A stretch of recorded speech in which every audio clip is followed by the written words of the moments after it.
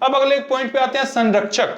मौलिक अधिकार का संरक्षक किसे कहा जाता है? तो मौलिक अधिकार के जो संरक्षक होते हैं वो होते हैं सुप्रीम कोर्ट। कौन होते हैं? Supreme court. क्लियर हुआ? सुप्रीम कोर्ट को ही सुरक्षा प्रहरी भी कहा जाता है। सुप्रीम कोर्ट को क्या कहा जाता है? सुरक्षा प्रहरी भी कहा जाता है। देखिए सुप्रीम कोर्ट को शॉर्टकट में SCM लिख देते हैं, ठीक है, सुप्रीम कोर्ट समझिए, और HC लिख देते हैं हाई कोर्ट के लिए। एक दिन में कितना घंटा होता है? तो एक दिन में होता है 24 घंटा। एक दिन में कितना घंटा? 24 घंटा। क्लियर है? सिंपल सी बात है, हमारे क्लास में आपको मजा आएगा, समझ में चीजें आएगी, चीजें याद हो जाएगा, दिक्कत लेने की कोई बात नहीं है, प्रेशर का कोई बात ही नहीं है। हंसते मुस्कुराते हुए जो है सारा चीज कॉन्सेप्ट क्लियर कर देंगे। यदि पहली बार अंग विहार पे आए हैं तो चैनल को शेयर कीजिए, अपने दोस्तों को भी बताइए कि सम्राट सर जो है अंग विहार पे वीडियो डालते हैं और अमेजिंग वीडियो डालते हैं, क्लास में ही याद हो जाएगा आपको। ठीक है, देखिए सुप्रीम कोर्ट के बारे में, एक दिन में कितना घंटा? 24 घंटा। एक दिन में कितना घंटा? 24 घंटा। तो सुप्रीम कोर्ट किस अनुच्छेद में है? 124 में है। एक दिन में 24 घंटा, एक दिन में 24 घंटा, एक दिन में कितना घंटा? 24 घंटा। क्लियर हुआ? अनुच्छेद 124 में सुप्रीम कोर्ट है। अब देखिए दो को यदि आगे कर लेंगे तो क्या बन जाएगा? 2 1 4 बन जाएगा। दो को आगे कर देंगे तो यहां पे 1 और 4 बचा, 1 और 4 को लिख दीजिए। तो 2 को सिर्फ स्टैंड करेंगे तो हाई कोर्ट बन जाएगा। ठीक है, अनुच्छेद 214 में हाई कोर्ट के बारे में बताया गया है। अनुच्छेद 214 में किसके बारे में बताया गया है? हाई कोर्ट के बारे में बताया गया है। देखिए हाई कोर्ट सुप्रीम कोर्ट दोनों का अनुच्छेद आपको हम चुटकी में याद करवा दिए। चलिए एक बार रिपीट करते हैं। एक दिन में कितना घंटा? 24 घंटा। एक दिन में कितना घंटा? 24 घंटा। ठीक है, तो 1 24 यानी 124 में जो है सुप्रीम कोर्ट के बारे में बताया गया। सुप्रीम कोर्ट के बारे में यह भी आप याद रखिए कि सुप्रीम कोर्ट के जो है पहले चीफ जस्टिस कौन थे? तो सुप्रीम कोर्ट के पहले chief justice justice Hiralal Jekania थे। कौन थे? जस्टिस हीरालाल जेकानिया। यदि महिला की बात करें तो फातिमा बेगम। महिला कौन थी? फातिमा बेगम। क्लियर होगी? जय महाकाल, मेरा नाम सम्राट है और आप देख रहे हैं अंग विहार।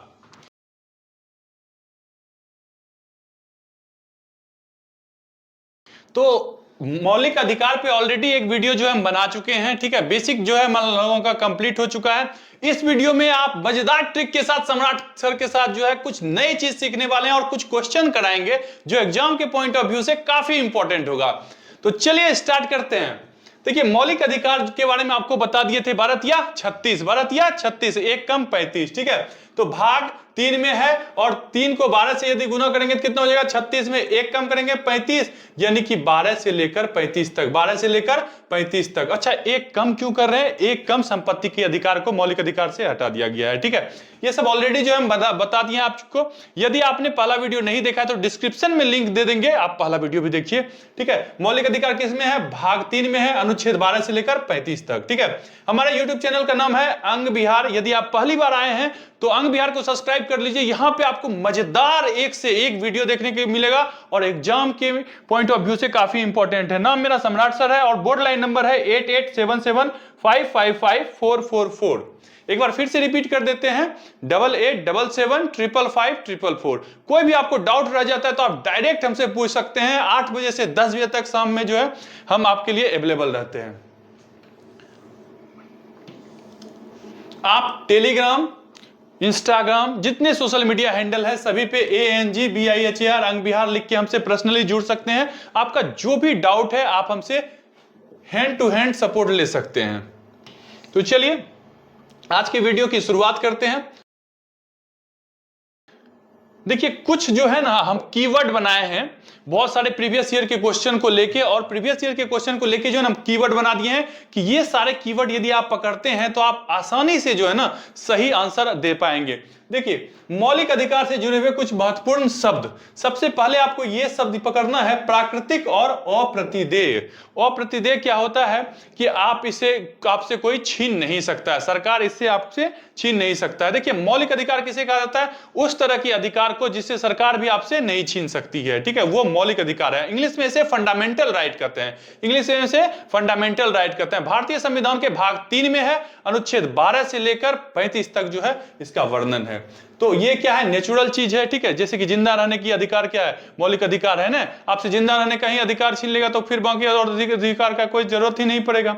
ठीक है, तो ये सब जो है आपको याद रखना है, नेचुरल और अप्रतिदेय है, ये आपसे कोई छीन नहीं सकता, ये नेचुरल अधिकार है। एक शब्द यहां पे आ गया मैग्ना कार्टा, एग्जाम में इससे क्वेश्चन बनता है। ठीक है, शब्द क्या है? Magna carta. मैग्ना कार्टा जो है फ्रांसीसी शब्द है। किस देश का शब्द है?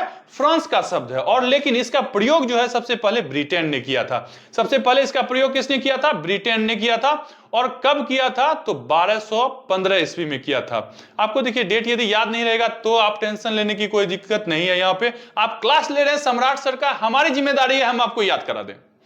तो देखिए 3 का पहाड़ा आपको पता होगा, तो 3 चौके 12, 3 पचे 15, 1215, 1215, 3 चौके 12, 3 चौके 12, 3 पचे 15, 3 चौके 12, 3 पचे 15, 3 चौके 12, 3 पचे 15। याद हो जाएगा आपको आसानी से, टेंशन की कोई बात नहीं।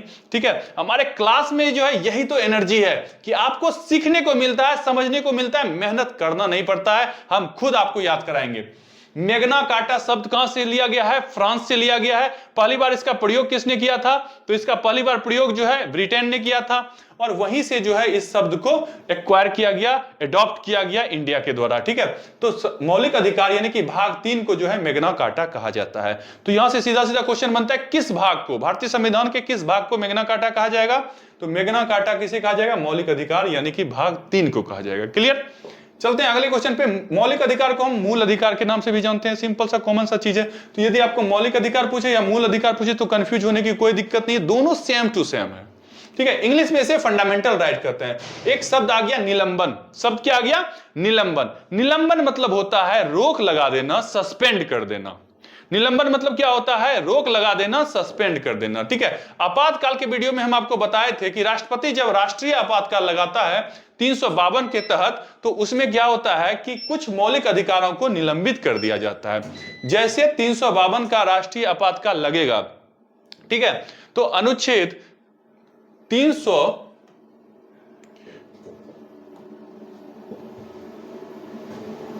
देखिए निलंबन करेगा कौन? सबसे पहले ये याद रखिए, तो निलंबन राष्ट्रपति करता है। कौन करता है?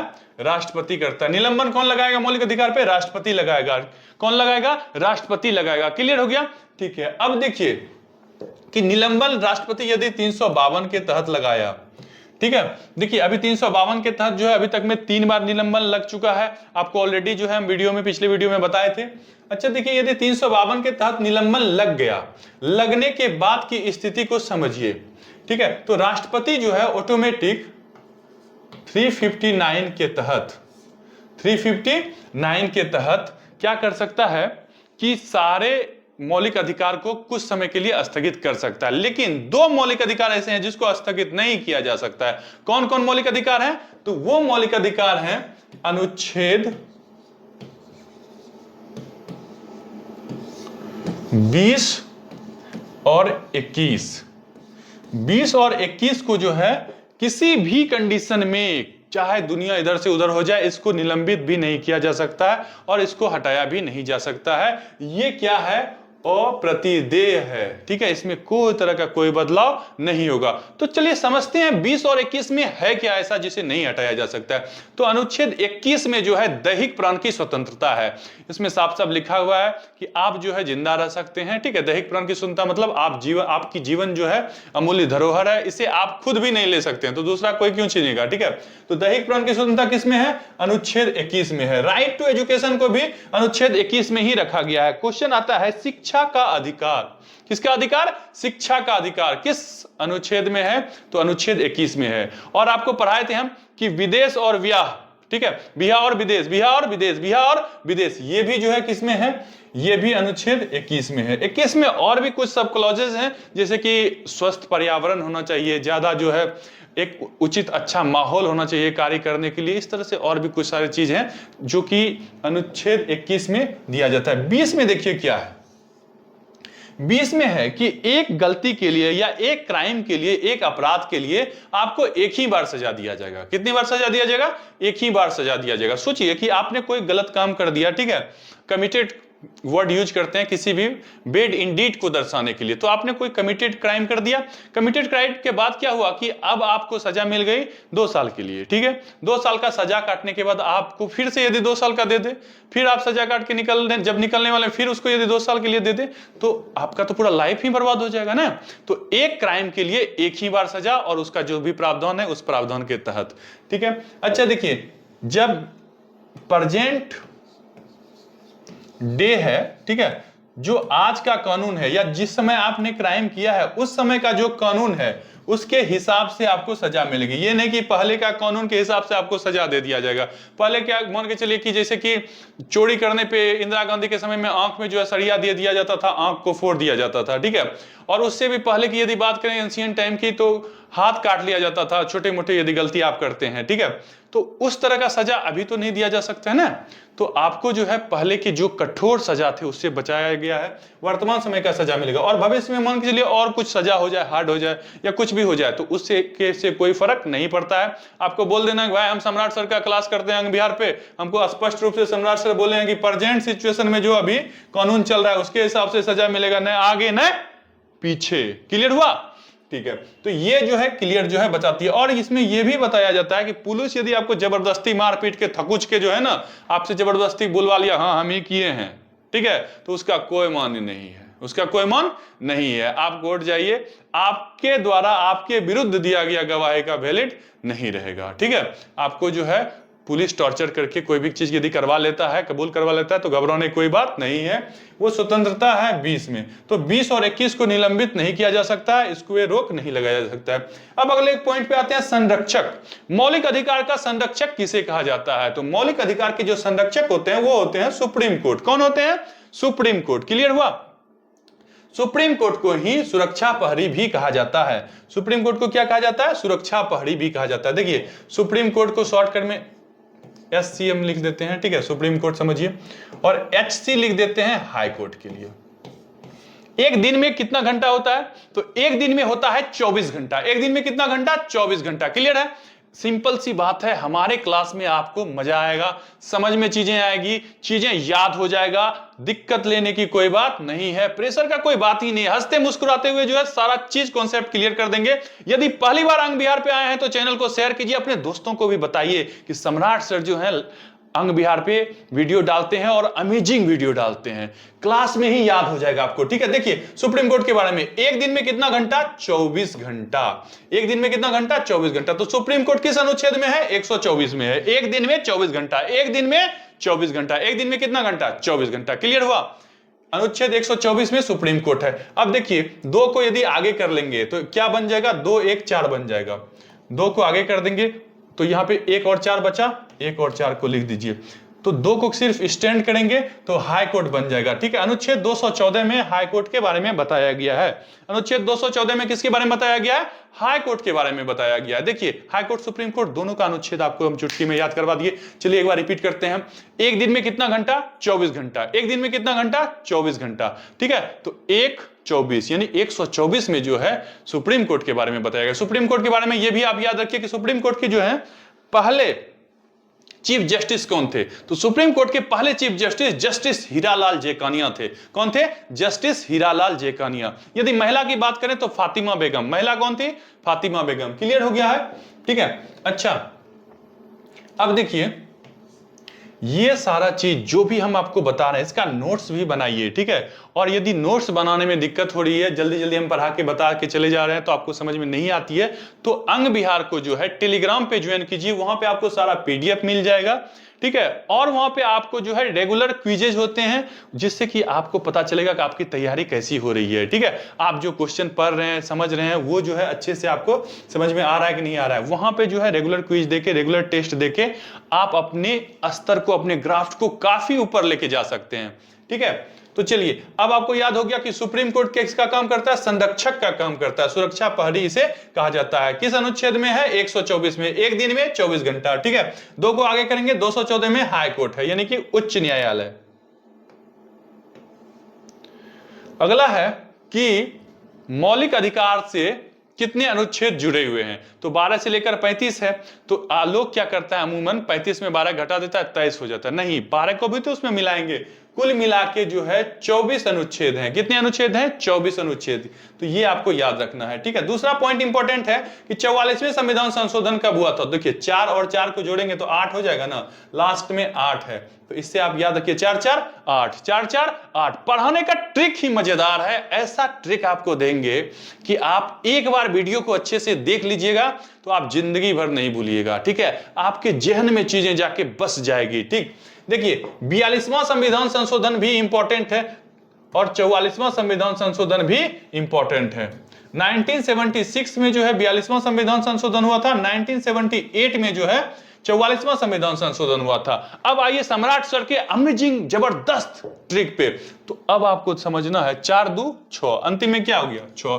42वां संविधान संशोधन कब हुआ था? 1976 में। 4 2 6, 4 2 6, 4 2 6, 1976। और 4 4 8, 4 4 8, 1978। क्लियर हुआ? अब आप कभी भूलेंगे नहीं, ठीक है। 4 और 4 को जोड़ना थोड़ी भूल जाएंगे।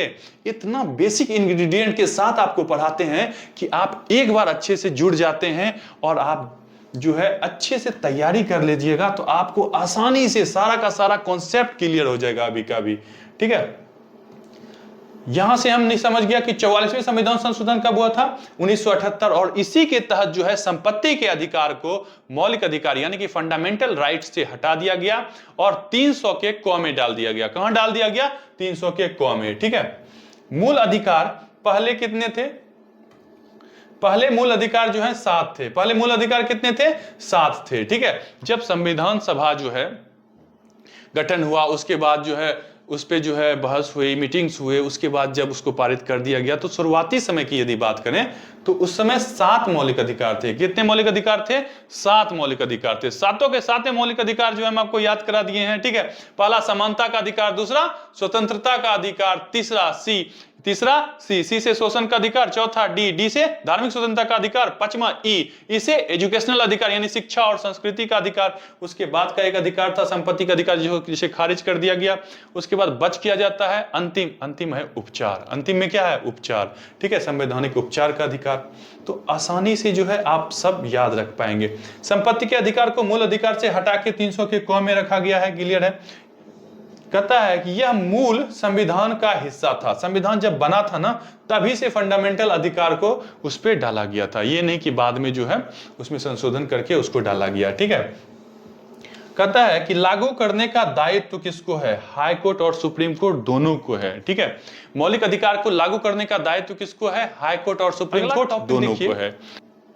कि न्यायालय में प्रवर्तनीय है। यदि आपके मौलिक अधिकार का हनन हो रहा है, ठीक है, आपके मौलिक अधिकार को क्षति कोई पहुंचा रहा है, तो क्या आप डायरेक्ट सुप्रीम कोर्ट जा सकते हैं? बिल्कुल जा सकते हैं। अनुच्छेद 32 में यही तो व्यवस्था है। अनुच्छेद 32 जो है डायरेक्ट इसके कहां जा सकते हैं आप? मौलिक अधिकार के हनन होने पर सीधा सुप्रीम कोर्ट जा सकते हैं। और अनुच्छेद 226 जो है इससे जो है डायरेक्ट कहां जा सकते हैं आप? हाईकोर्ट जा सकते हैं। मौलिक अधिकार को जो है लागू करने का दायित्व हाई कोर्ट और सुप्रीम कोर्ट दोनों का है। हाई कोर्ट और सुप्रीम कोर्ट का दोनों का दायित्व है। क्लियर हो गया? ये सारे कीवर्ड्स जो हैं काफी इंपॉर्टेंट हैं। तो उम्मीद करते हैं कि ये सारे कीवर्ड्स आपको अच्छी तरह से याद हो गया होगा। मौलिक अधिकार का पार्ट 1 का ये वीडियो यही समाप्त होता है। अब जो है इसका पार्ट 2 जल्द आ जाएगा। एक प्लेलिस्ट बना देंगे जिसमें कि आपको फंडामेंटल अधिकार का जितना भी वीडियो हम डालेंगे सारे के सारे आप चेकआउट कर सकते हैं और इसको अच्छे से डिटेल में समझ सकते हैं। तो आज का सेशन यही समाप्त होता है। जल्द मिलते हैं अगली वीडियो में। तब तक के लिए लव यू टू। जय हिंद।